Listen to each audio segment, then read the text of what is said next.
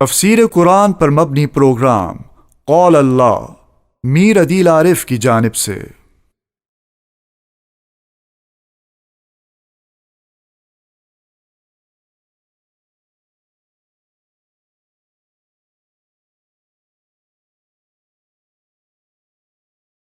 اعوذ باللہ من الشیطان الرجیم بسم اللہ الرحمن الرحیم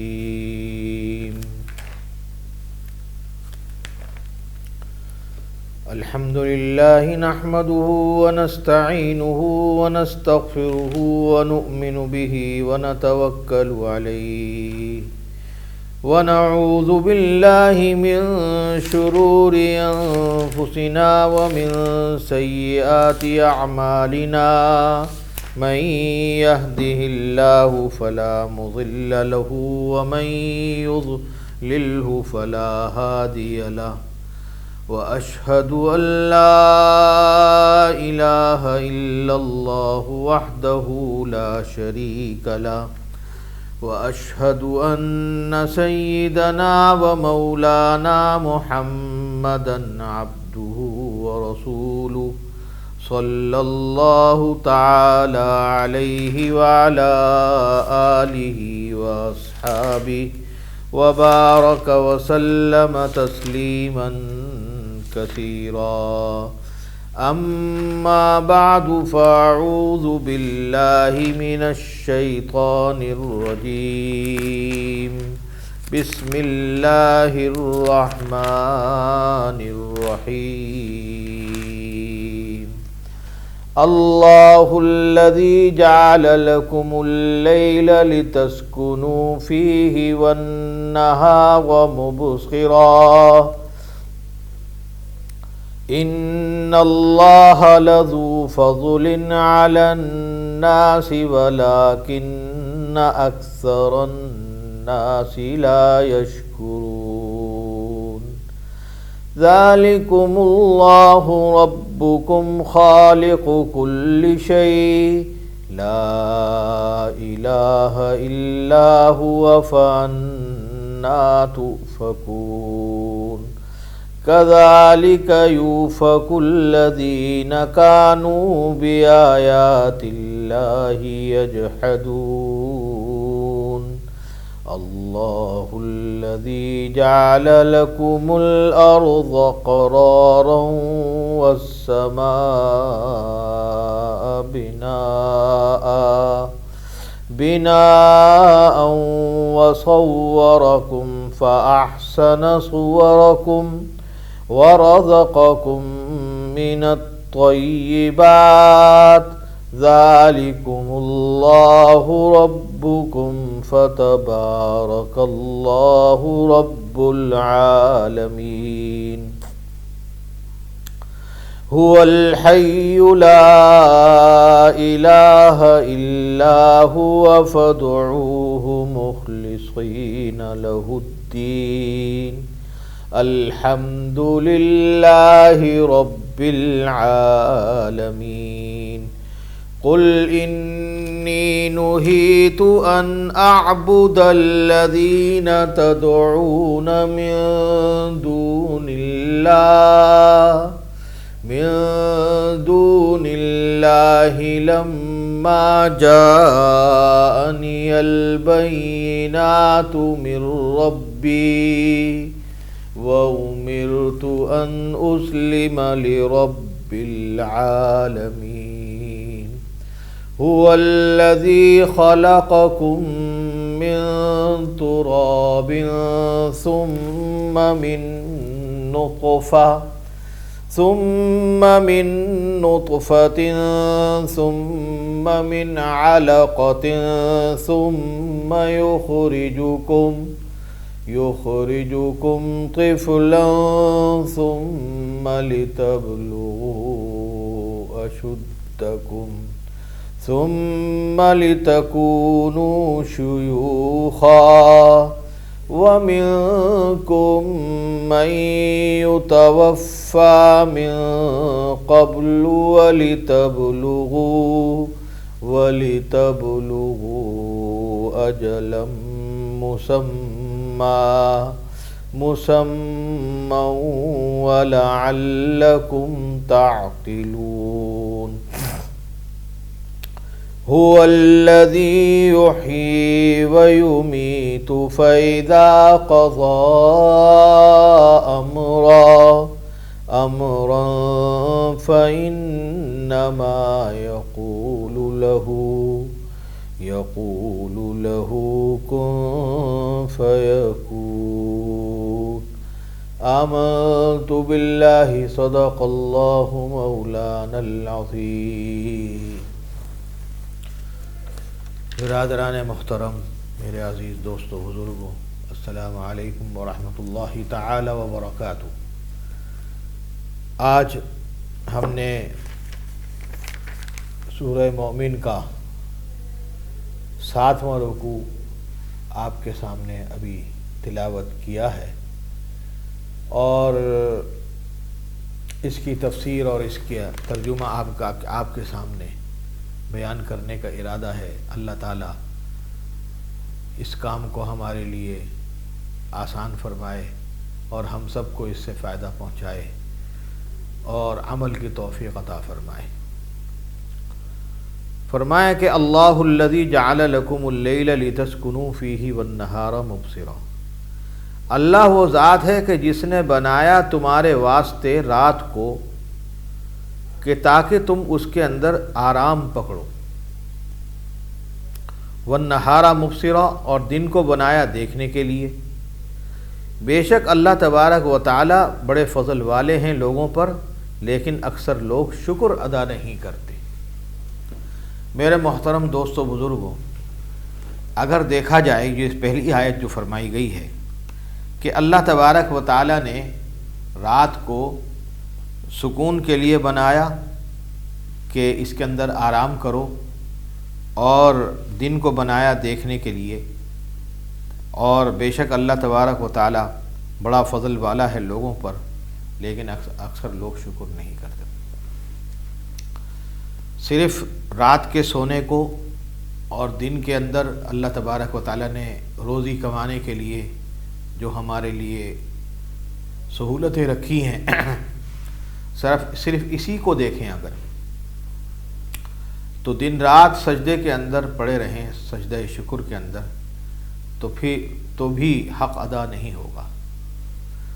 در حقیقت یہ اللہ کا بہت بڑا احسان ہے ہمارے اوپر، اور صحیح معنی میں اللہ تعالیٰ کا بہت انعام ہے۔ اب آپ یہی دیکھ لیجئے صرف رات کے سونے کو کہ اللہ تعالیٰ نے ہمارے لیے کیسا انعام عطا فرمایا کہ ہم کتنی ہی چائے پی لیں، یا کوئی افیم کھا لیں، یا کوئی ایسی چیز کھا لیں جس سے ہماری نیند بھاگ جائے، لیکن آپ یہ دیکھ لیجئے کہ اس کے باوجود نیند رات کو ضرور آتی ہے، لیکن اللہ تبارک و تعالیٰ اس رات کے وقت میں نیند ضرور عطا فرماتے، اور پھر سبھی کو۔ یہ نہیں ہے کہ 4 کو ابھی نیند آ رہی ہے اور 4 کو صبح کو نیند آ رہی ہے، اور 4 کو عصر کے وقت نیند آ رہی ہے اور 4 کو ظہر کے وقت نیند آ رہی نہیں، سبھی کے اوپر نیند طاری ہو جاتی۔ ہم ایک کتاب درس نظامی کے اندر پڑھاتے ہیں، اس کا نام ہے مقامات، عربی کی کتاب ہے، تو اس کے اندر عربی ادب سکھایا جاتا ہے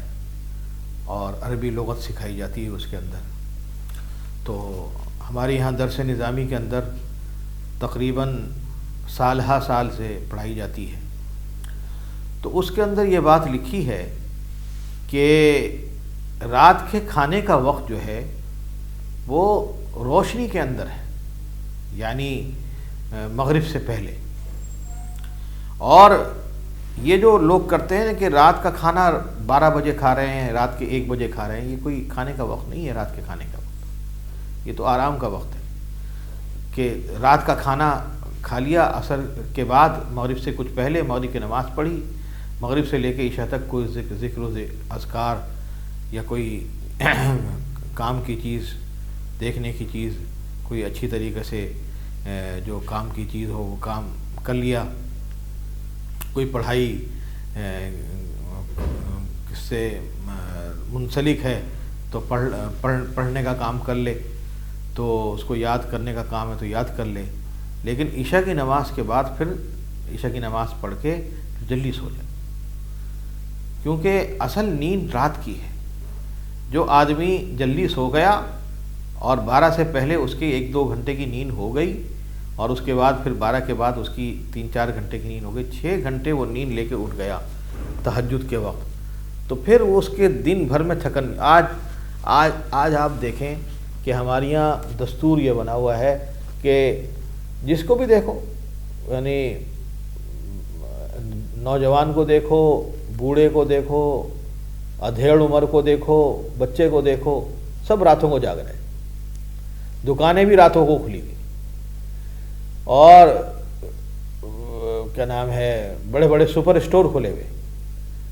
اور اس کے اندر جناب خریداری ہو رہی ہے، یہ ہو رہا ہے، اور دن میں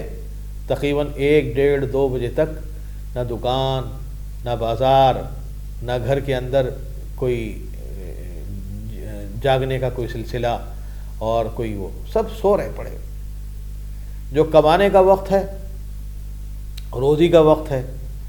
سارے چرند پرند نکلے ہوئے ہیں صبح فجر کے وقت سے، تو وہ اپنی روزی کھا رہے ہیں، پی رہے ہیں، سب کچھ کر رہے ہیں، اور لیکن انسان پڑا سو رہا ہے۔ تو یہ جو سلسلہ ہمارے اوپر آیا ہوا ہے، نتیجہ یہ ہے کہ چاروں طرف سے ہم کو بیماریوں نے گھیرا ہوا ہے۔ کسی کی کمر بیٹھی ہوئی ہے، کسی کی ٹانگیں نہیں ہلتی، کسی کا دماغ کام نہیں کرتا، اور کسی کا کام کرنے کو دل نہیں چاہتا، کسی کے دل نہیں چاہتا کام کرنے کو۔ عجیب صورتحال ہے یہ۔ صرف صورتحال کیوں پیش آئی کہ اللہ تعالیٰ نے رات کو بنایا تھا سکون کے لیے، ہم نے رات کو بنا دیا کام کے لیے۔ دن کو بنایا تھا کام کے لیے، اور دن کو بنا دیا ہم نے سونے کے لیے۔ تو قرآن کریم کیا کہہ رہا ہے کہ اللہ تعالیٰ وہ ذات ہے کہ جس نے رات کو سکون کے لیے بنایا، چین حاصل کرنے کے لیے بنایا، اور دن کو بنایا دیکھنے کے لیے، روزی حاصل کرنے کے لیے، معاش کے لیے، معاشی ضروریات پوری کرنے کے لیے، اور معاشی کاموں میں لگنے کے لیے۔ لیکن ہم لوگوں نے اس کو الٹا کر دیا، جس کی وجہ سے نہ دن کو چین ہے نہ رات کو چین ہے۔ تو بے شک اللہ تبارک و تعالیٰ بڑا فضل والا ہے لوگوں پر، لیکن اکثر لوگ شکر پھر بھی ادا نہیں کرتے کہ اللہ تعالیٰ نے کتنا بڑا ہم کو عطا فرمایا۔ اب بات یہ ہے میرے دوستوں بزرگوں کہ آدمی خود تو چلو تیار ہو جائے، ابھی میں آپ کے سامنے بات کر رہا ہوں، لیکن ابھی گھر جاؤں گا تو پھر وہی جو ایک روٹین ہے ہمارے گھروں کا اور ہمارے ماحول کا، اس میں رل مل جاؤں گا۔ تو کہنے کو تو میں آپ سے کہہ رہا ہوں، لیکن یہ کہ پھر بات یہ کہ اصل بات یہ کہ سب سے پہلے میں اپنے آپ کو مخاطب ہوں کہ جب تک میں اپنے آپ کو نہیں بدلوں گا، یا ایھا الذین آمنوا علیکم انفسکم، اے ایمان والو تمہارے پر اپنا نفس لازم ہے، لا یضرکم من ضل اذا اہتدیتم، جب تک تم اس کو نہیں کنٹرول کرو گے، اس کو تابع دار نہیں بناؤ گے اللہ کا اور اس کے رسول کا، تو یاد رکھو کہ تم کوئی کام دنیا میں فائدے کا کر ہی نہیں سکتے، نہ دوسروں کو فائدہ پہنچا سکتے ہو، نہ اپنی ذات کو فائدہ پہنچا سکتے ہو۔ اور پھر جب یہ کام کر لو گے، اپنے نفس کی اصلاح کر لو گے، تو تمہارے کوئی آدمی بگاڑ ہی نہیں سکے گا۔ آج دنیا کے اندر ایسے لوگوں کو کوئی اچھا تھوڑی سمجھتا ہے کہ جو آدمی خوددار ہو اور کیا نام ہے فی البدیہہ ہی جواب دینے والا ہو، اور دین اور اخلاق کے مطابق چلنے والا ہو، شریعت کے مطابق چلنے والا ہو، کوئی اس کو پسند نہیں کرتا، اور وہ سمجھتے ہیں کہ یہ تو فنڈامنٹلسٹ ہے اور دقیانوس ہے، اور کوئی کچھ کہتا ہے، کوئی کچھ کہتا ہے، کوئی کہتا ہے کہ پرانی زندگی گزارنے والا آدمی ہے۔ تو اب ایک صاحب، بس نام نہیں لوں گا ان کا، تو نام ہے وہ جو ہے ایک صاحب تھے، بڑے سیدھے سادھے آدمی، یعنی سادہ لباس اور سادی ٹوپی اور کچھ نہیں، حالانکہ یہ نہیں کہ ان کے پاس کچھ نہیں ہے، اللہ تعالیٰ نے سب کچھ دیا، لیکن بس سادگی میں رہتے تھے۔ تو ایک دوست ان کو کہنے لگے، یار تجھ کو تو 100 سال پہلے پیدا ہونا چاہیے تھا، طنز کر کے کہنے لگے 100 سال پہلے تجھے پیدا ہونا چاہیے تھا۔ ارے بھائی 100 سال پہلے کیوں پیدا ہوتا؟ اللہ تعالیٰ نے جب آپ کو اس سال پیدا کیا تو آپ یہ کیوں کہتے ہو کہ تو 100 سال پیدا ہوئے؟ وہ اس وجہ سے کہہ رہے تھے تاکہ تمہاری طرح کی زندگی گزارنے والے 100 سال پہلے آئے تھے، تو گویا اب جو زندگی گزار رہے ہیں ان کو اس طرح کی زندگی نہیں گزارنی چاہیے، یہ سبق دے رہے ہیں وہ صاحب۔ تو یہی تو بات ہے کہ جس کی وجہ سے ہم لوگ بگڑتے چلے جا رہے ہیں۔ اب آپ مجھے یہ بتا دیجئے کہ دنیا میں اس وقت دور میں کوئی بھی آپ ملک دیکھ لیں، مسلمان ملک ہو یا غیر مسلم ملک ہو، کوئی سا بھی ملک ہو، اس کے اندر جو ہمارے روزانہ کا دستور بنا ہوا ہے، روزانہ کا ہمارا ایک روٹین بنا ہوا ہے، اس کے مطابق ہم لوگ جو زندگی گزار رہے ہیں، کیا ہم کو چین ہے؟ کیا ہم کو جو یہ قرآن کریم کہہ رہا ہے کہ اللہ تعالیٰ نے رات بنائی تاکہ تم اس میں چین پکڑو، کیا واقعتاً ہم کو چین ہے؟ نہ دن میں نہ رات میں، کیا چین ہے ہم کو؟ نہیں، اس لیے کہ ہم نے شریعت کے مطابق عمل نہیں کیا۔ جب شریعت کے مطابق اگر ہم شریعت کے مطابق عمل کرتے تو یہ چکر ہمارے ساتھ نہ ہوتے۔ خیر تفصیل تو بہت ہے، تو میں اسی پر وہ کرتا ہوں۔ تو اللہ تعالیٰ اس آیت میں فرما رہے ہیں کہ اللہ تعالیٰ نے تمہارے واسطے رات کو اس لیے بنایا کہ تم اس میں سکون حاصل کرو، اور دن کو بنایا اس لیے کہ تم اس میں دیکھو، یعنی اس کے اندر چلو پھرو اور اس کے اندر معاش حاصل کرو، روزی حاصل کرو۔ اور بے شک اللہ تعالیٰ بڑا فضل والا ہے لوگوں پر، لیکن اکثر لوگ پھر بھی شکر نہیں کرتے۔ ذالکم اللہ ربکم خالق کل شیء، وہ اللہ ہے رب تمہارا، ہر چیز بنانے والا ہے، نہیں ہے کسی کی بندگی اس کے سوا۔ فأنا توفکون، پھر کہاں پھرے جاتے ہو؟ کذالک یؤفک الذین، اسی طرح پھرے جاتے ہیں جو لوگ اللہ کی باتوں سے منکر ہوتے رہتے ہیں۔ اللہ وہ ذات ہے کہ جس نے بنایا تمہارے لیے زمین کو قرار، ٹھہرنے کی جگہ، اور آسمان کو بنایا عمارت، وصورکم، اور صورت بنائی تمہاری، فاحسن صورکم، اور تمہاری تو اچھی اچھی صورتیں بنائی، ورزقکم، اور تم کو رزق بھی دیا، من الطیبات، صاف ستھری چیزوں سے، ذالکم اللہ ربکم، وہ اللہ ہے رب تمہارا، فتبارک اللہ رب العالمین، تو بڑی برکت ہے اللہ کی جو رب ہے سارے جہاں کا۔ اب ذرا یہ دیکھیں، یہ جو آیت فرمائی ہے نا کہ اللہ تعالیٰ نے زمین کو قرار، ٹھہرنے کی جگہ بنایا، اور آسمان کو عمارت بنایا، تو اور تمہاری صورتیں اچھی بنائیں۔ اب ذرا آپ سوچ لیجئے کہ اللہ تبارک و تعالیٰ نے درندوں کی صورتیں بھی بنائی ہیں، جانوروں کی صورتیں بھی بنائی ہیں، تمام حیوانات کی صورتیں بنائی ہیں، لیکن ان صورتوں کے مقابلے میں انسان کی صورت کو اللہ تعالیٰ نے وہ حسن بخشا ہے، اور وہ صورت اس کی رکھی ہے، اور وہ چیز اس کے اندر رکھی ہے کہ وہ سب سے زیادہ حسین ہے، سب سے زیادہ حسین ہے۔ قرآن کریم میں آتا ہے والتین والزیتون وطور سینین وہذا البلد الامین لقد خلقنا الانسان فی احسن تقویم، تحقیق ہم نے انسان کو پیدا کیا بہترین صورت کے ساتھ، بہترین صورت کے ساتھ اس کو پیدا کیا، فی احسن تقویم، بہترین بنایا، اس کے اعضاء ایسے بنائے اللہ تعالیٰ نے، اور جانور وہ کام نہیں کر سکتے جو انسان اپنے اعضاء سے کام لے سکتا ہے، اپنے ہاتھ سے بھی اور ہاتھ پیر سے بھی۔ جب اللہ تبارک و تعالیٰ اس سے کام لینا چاہتے ہیں تو اس کو اس طریقے سے اس سے کام، مختلف چیزیں وہ بنا لیتا ہے۔ اب مثال کے طور پہ کھانے کی ہے، اب جتنے بھی جانور ہیں ان میں سے جتنے بھی جانور ہیں آپ دیکھ لیں کہ وہ سب مفردات کھاتے ہیں، کوئی پتا کھاتا ہے، کوئی چارہ کھاتا ہے، اور جناب علی کوئی گوشت کھاتا ہے۔ تو لیکن انسان کو اللہ تبارک و تعالی نے ایسا بنایا کہ وہ سب چیزیں کھاتا ہے، گوشت بھی کھاتا ہے، سبزی بھی کھاتا ہے، اور پھل فروٹ بھی کھاتا ہے، اور بلکہ گوشت، پھل فروٹ، سبزیاں اور جو معدنیات ہیں جو زمین سے نکلتی ہیں ان کو مختلف ان کی صورتیں بنا کر ان کو استعمال کرنا اللہ تعالیٰ نے اس انسان کے لیے آسان کر دیا۔ آپ انسان کو دیکھیں کہ مختلف چیزیں بناتا ہے، آپ کھانے کے کتابیں اٹھا کے دیکھ لیں، دسترخوان جسے کہتے ہیں، کہ اس کے اندر کیسی کیسی ترکیبیں لکھی ہیں، کہ سبزی بنانے کی ترکیبیں، گوشت بنانے کی ترکیبیں، اور اسی طریقے سے پھل فروٹ سے مختلف مربے، اچار اور چٹنیاں بنانے کی ترکیبیں. تو یہ اللہ تبارک و تعالیٰ نے انسانی کو عطا فرمائی. یہ تو قرآن کریم کہہ رہا ہے کہ وَصَوَّرَكُمْ فَأَحْسَنَ صُوَرَكُمْ، تمہاری صورت بنائی اور پھر خوبصورت صورت بنائی، تمہاری باڈی اچھی صورت بنائی. وَرَزَقَكُمْ مِنَ الطَّيِّبَاتِ، اور روزی دی تم کو صاف ستھری چیزیں. اور جانور تو جو اپنا پتا یا چارہ کھا رہا ہے وہ کچھ پتہ تھوڑی ہے کہ وہ کس حالت میں پڑا ہوا ہے، گرد و غبار میں ہے، ناپاک چیزوں کے اندر پڑا ہوا ہے، یا کس طرح پڑا ہوا ہے. لیکن اللہ تعالیٰ نے انسان کو یہ سمجھ دی کہ وہ صاف ستھرا اور اس کو پاک اور حلال کر کے کھائے، اچھے طریقے سے کھائے. تو بس بڑی برکت ہے اللہ کی، جو رب ہے سارے جہانوں کا، یعنی اللہ کی بڑی برکت ہے.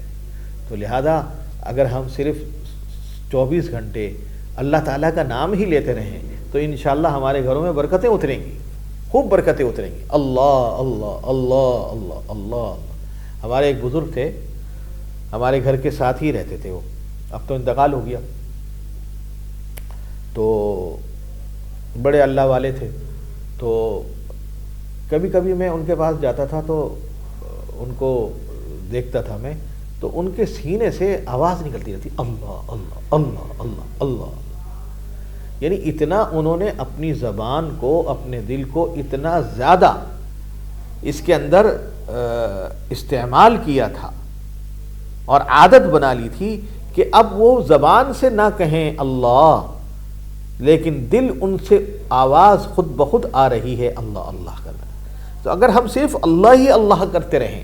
اللہ اللہ اللہ اللہ اللہ اللہ کرتے رہیں، تو سچی بات یہ کہ ہمارے گھروں میں برکت اتر جائے گی. اللہ تعالی ہمیں اس کی توفیق عطا فرمائے. هو الحی لا الہ الا هو فادعوه مخلصین لہ الدین.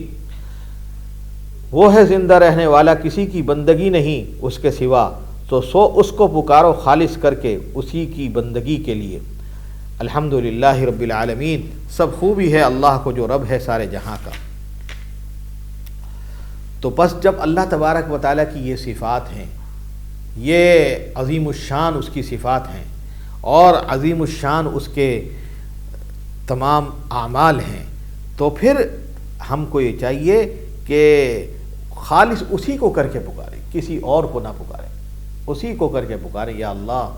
میرے آپ فلانا کام کر دے، یا اللہ میرا فلانا کام کر دے، میرا فلانا کام کر دے. اور بعض لوگ یہ سمجھتے ہیں نا کہ اگر اپنے ملنے جلنے والوں سے کہیں گے تو ذرا وہ بھی خیال کریں گے اور وہ کریں گے. ارے بھائی، ملنے جلنے والے کے دل میں بھی تو اللہ تعالیٰ ڈالیں گے، اسی کے دل میں اللہ تعالیٰ ہی ڈالیں گے کہ اس آدمی کو فلانی ضرورت ہے، اس کی پوری کر دو. تو بات یہی ہے کہ ضرورت تو در حقیقت اللہ تعالیٰ پوری کرتا ہے، تو اللہ ہی کو پکارو، اللہ ہی سے مانگو. میں تو یہ کہتا ہوں کہ اگر آپ کے دل میں خیال پیدا ہو رہا کہ یا اللہ، آپ کے دل میں خیال پیدا ہوا کہ مجھے کچھ پیسوں کی ضرورت ہے، یہ جو مجھے مہینے میں پیسے ملے ہیں، تنخواہ کے ملے ہیں، یا تجارت جو کرتا ہوں اس سے جو حاصل ہوا وہ کافی نہیں ہو رہے، کچھ پیسوں کی اور ضرورت ہے،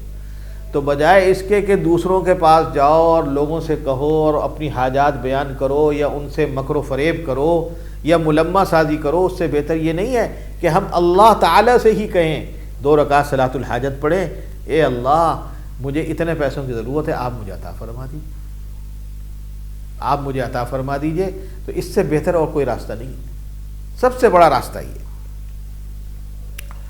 تو فرمایا کہ قل انی نہیت ان اعبد الذین تدعون، تو کہہ دے کہ مجھ کو منع کر دیا کہ میں پوجوں ان کو جن کو تم پکارتے ہو اللہ کے سوا. لما جاءنی البینات من ربی، جب کہ پہنچ چکی ہیں میرے پاس کھلی نشانیاں میرے رب کی جانب سے. بھئی جب چاروں طرف سے نشانیاں پہنچ گئیں کہ قرآن شریف آ گیا، آج قرآن کریم لے کے بیٹھو، تو قرآن کریم کو بیٹھنے کے بعد اور لے کر پڑھنے کے بعد، اس کو سمجھنے کے بعد اور اس کے تلاوت کرنے کے بعد، میں تو نہیں سمجھتا کہ کسی آدمی کو ذہن میں یہ بات ہو کہ میں کوئی غلط راستے پہ چلوں. اتنی بڑی نشانی اللہ تعالیٰ نے عطا فرمائی قرآن کریم، اس سے بڑھ کر کوئی اور بڑی نشانی ہو ہی نہیں سکتی۔ پھر نبی اکرم صلی اللہ علیہ وسلم کے اعمال، اخلاق، ان کی تعلیمات کہ مجھے سچی بات یہ ہے کہ یہ ابھی کچھ دن پہلے جو ہے ابھی ہمارے جو پرائم منسٹر ہیں عمران خان صاحب، انہوں نے جو بات کہی مجھے بہت اچھی لگی ان کی بات، کہ سب سے بڑی شخصیت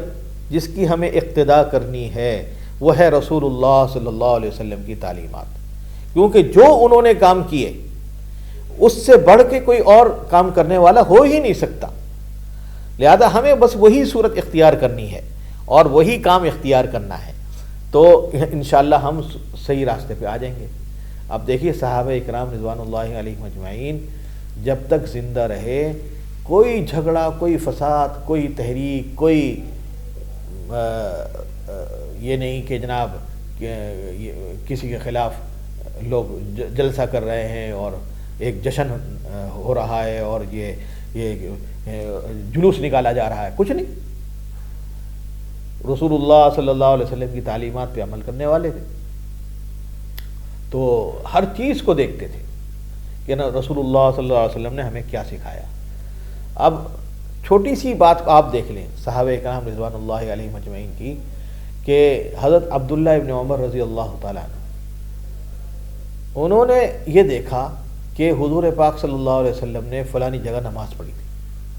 تو بس اس کی اقتداء کرتے، نماز پڑھتے، سنت کی اتباع کرتے، اور فلانی جگہ پہ آپ گئے تھے وہاں پہ اتنی دیر کے لیے ٹھہرے تو وہ بھی جاتے، وہ وہاں پہ کبھی جاتے تو وہاں پہ ٹھہرتے۔ اب نبی اکرم صلی اللہ علیہ وسلم کی تعلیمات پر عمل کرنے کا شوق حضرت عبداللہ ابن عمر رضی اللہ تعالیٰ عنہ، اللہ تعالیٰ کا کرم ہے کہ اللہ تعالیٰ نے نوازا ان کو۔ آج اگر یہی بات یعنی اتنی بڑی نشانی ہمارے سامنے آ چکی ہے، اگر ہم یہی غور کر لیں، سوچ لیں کہ ہمارا لباس، پوشاک، ہمارا اوڑھنا بچھونا، بولنا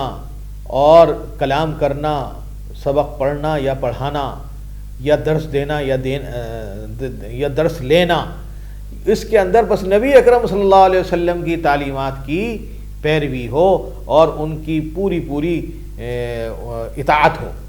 تو سچی بات یہ ہے کہ یہ چیز سنت بن جائے گی اور یہی چیز عبادت بن جائے گی اور اس کے اندر برکت ہوگی اور نبی اکرم صلی اللہ علیہ وسلم کی دعائیں ہوں گی، اور ان کی جب ہم ان کے لیے کریں گے درود شریف پڑھ کے کریں گے تو کیا کیا اللہ تبارک و تعالیٰ اس میں برکات عطا فرمائیں گے، کتنا اللہ تعالیٰ خوش ہوں گے۔ تو یہی بات فرمائی جا رہی ہے کہ آپ کہہ دیے کہ مجھ کو منع کر دیا ہے کہ میں ان کو پوجوں جن کو تم پوجتے ہو اللہ تعالیٰ کے سوا، یعنی کافروں سے بات ہو رہی ہے۔ جب پہنچ چکی ہیں میرے پاس کھلی نشانیاں میرے رب کی جانب سے، تو میں یعنی اس وقت کی بات، اور آج تو ان نشانیوں کے انبار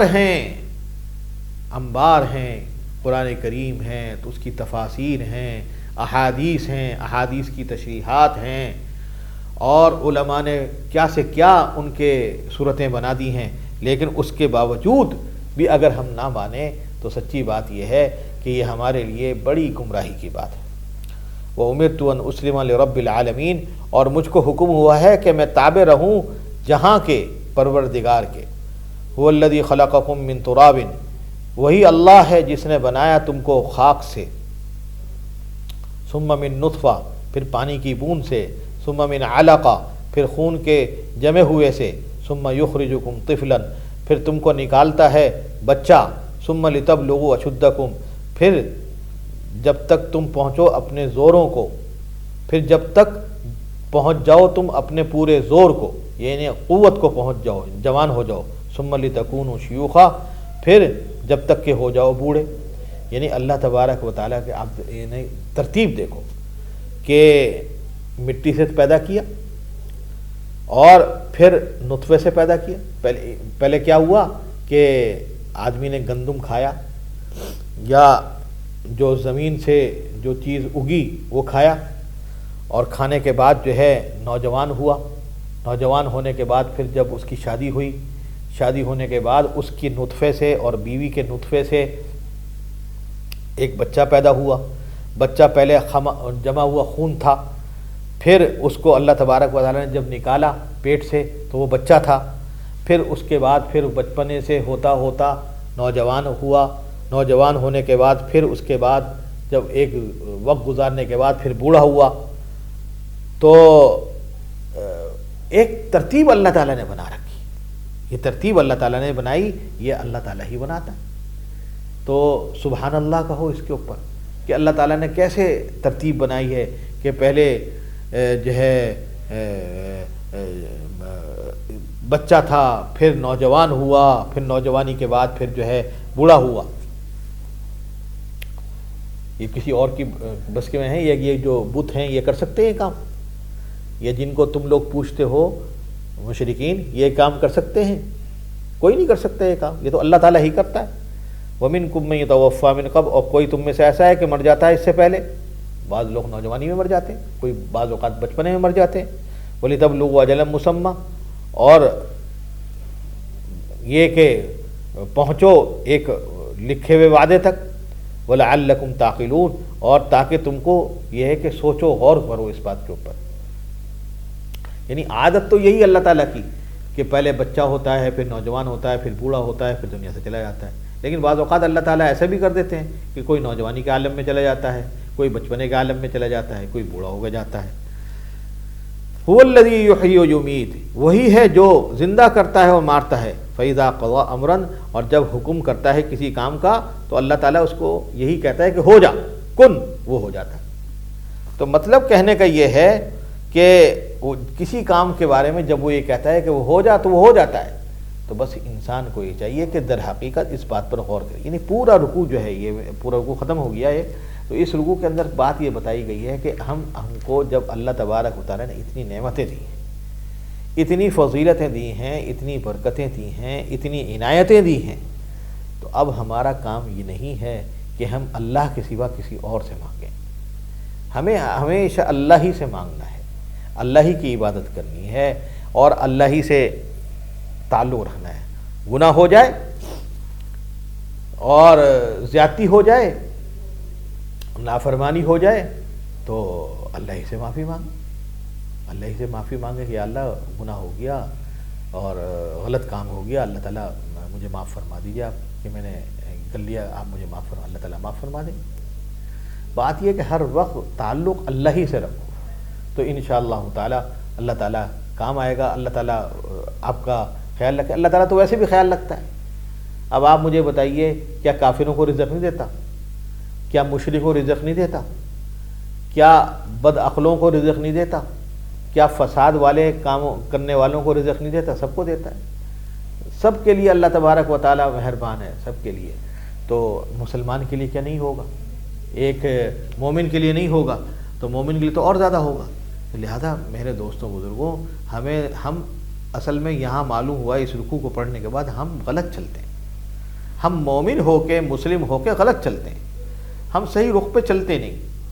اگر ہم صحیح رخ پہ چلیں تو در حقیقت ہر جانب سے اور ہر طرف سے، ہر لمحے سے اور ہر سم سے اللہ کی عنایتیں ہیں، عنایتیں۔ بس اس کو سمجھنے کی بات ہے۔ جب سمجھ میں آ جائے گی یہ بات تو انشاءاللہ، اس لیے ہمارے بزرگوں نے فرمایا کہ سب سے زیادہ جو کرنے کی چیز ہے وہ اللہ کا شکر اور اللہ سے دعا۔ جتنا زیادہ ہم ان دو چیزوں میں لگ جائیں گے، ایک شکر اور ایک دعا، کسی چیز کی بھی ضرورت اللہ سے دعا کرو، اور جو اللہ تعالیٰ نے عطا فرما رکھا ہے اس پر شکر ادا کیا۔ اللہ آپ کا بڑا کرم ہے کہ آپ نے یہاں پہ مجھے بھیجا، میں نے یہاں پہ بیٹھ کے کچھ بیان دین کے اوپر آپ نے توفیق دی۔ میرے اندر ہمت نہیں تھی، میرے اندر میرا کوئی ذریعہ نہ تھا، آپ نے ہی ایک طریقہ مجھے عطا فرمایا کہ میں نے یہاں بیان کر دیا اور کچھ کہہ دیا، دین کی باتیں کہہ دیں۔ اللہ اس کو قبول فرما لے، جو غلطیاں ہیں ان کو معاف فرما دے۔ تو میرے دوستوں بزرگوں، در حقیقت یہ رکوع ہم کو یہ سکھا رہا ہے کہ ہم اللہ تعالیٰ کی بندگی کبھی نہ چھوڑیں، اللہ کی بندگی ہر وقت کرتے رہیں۔ گناہ ہو جائے، گناہ کس سے نہیں ہوتے؟ گناہ ہوں گے، انسان آیا ہی اسی کام کے لیے، انسان اس لیے نہیں آیا کہ گناہ ہوگا ہی نہیں، اس سے آیا ہے اس لیے گناہ تو ہوں گے اس سے، اور کچھ کام ہوں گے نافرمانی کے، لیکن کام یہ ہے اس کا کہ وہ اللہ سے معافی مانگے اور اللہ سے رجوع کرے کہ یا اللہ مجھ سے غلطی ہو گئی، مجھے معاف فرما۔ تو جب آدمی بار بار معافی مانگتا رہے گا اور چلتا رہے گا اللہ کے راستے پہ، غلطی ہو جائے پھر آ جائے گا راستے پہ، یہی تو اللہ تعالیٰ کو پسند ہے۔ ایک آدمی ہر وقت تو جنید بغدادی بن کے اور جو ہے علامہ راضی بن کے نہیں پھر سکتا۔ ظاہر ہے کہ ان کے کیا کوئی لوگ یہ سمجھتے ہیں کہ ان سے کوئی غلطیاں نہیں ہوں، ان سے بھی تو غلطیاں ہوئی ہوں، انہوں نے معافی مانگی ہوگی اللہ تعالیٰ سے۔ تو بات یہ ہے کہ کوئی انسان دعویٰ نہیں کر سکتا کہ میں آنے کے بعد مجھ سے کوئی غلطی ہوتی ہی نہیں، غلطی ہوتی ہے تو کہ بلکہ اللہ تبارک و تعالیٰ تو اسی کو زیادہ پسند کرتے ہیں کہ جو آدمی توبہ مانگتا رہتا ہے۔ کل بنی آدم خطاء وخیر الخطائین التوابون او کما قال علیہ السلام۔ ہر بنی آدم خطا کار ہے، حدیث شریف میں آتا ہے ہر بنی آدم خطا کار ہے۔ کوئی آدمی یہ سوچے کہ میں جو ہے خطا کار ہے، لیکن بہترین خطا کار وہ ہے جو کہ توبہ مانگتا رہتا ہے۔ توبہ جب کبھی ایسا ہو جائے فوراً اللہ سے توبہ، اللہم انا نستغفرک، 2 رکعت صلاۃ و توبہ پڑھ لو تو اور زیادہ اس پر کلید ہو جائے گی اور اس پر عمل اور زیادہ ہو جائے گا۔ توبہ پڑھ لو گی، اللہ میں اس وقت بھی ہے نماز کا اور میں پڑھ سکتا ہوں نفل نماز، صلاۃ و توبہ پڑھ کے میں آپ سے دعا مانگتا ہوں کہ اللہ یہ اس سے گناہ ہو گیا، مجھے معاف فرما دیجیے۔ تو در حقیقت اگر اس طرح آدمی زندگی گزارتا رہے گا تو پھر تو بالکل حدیث کے مطابق صحیح آدمی رہے گا۔ اللہ تعالی ہم سب کو اس کے اوپر عمل کرنے کی توفیق عطا فرمائے۔ وآخر دعوانا الحمدللہ رب العالمین۔ تفسیر قرآن پر مبنی پروگرام قول اللہ میر عدیل عارف کی جانب سے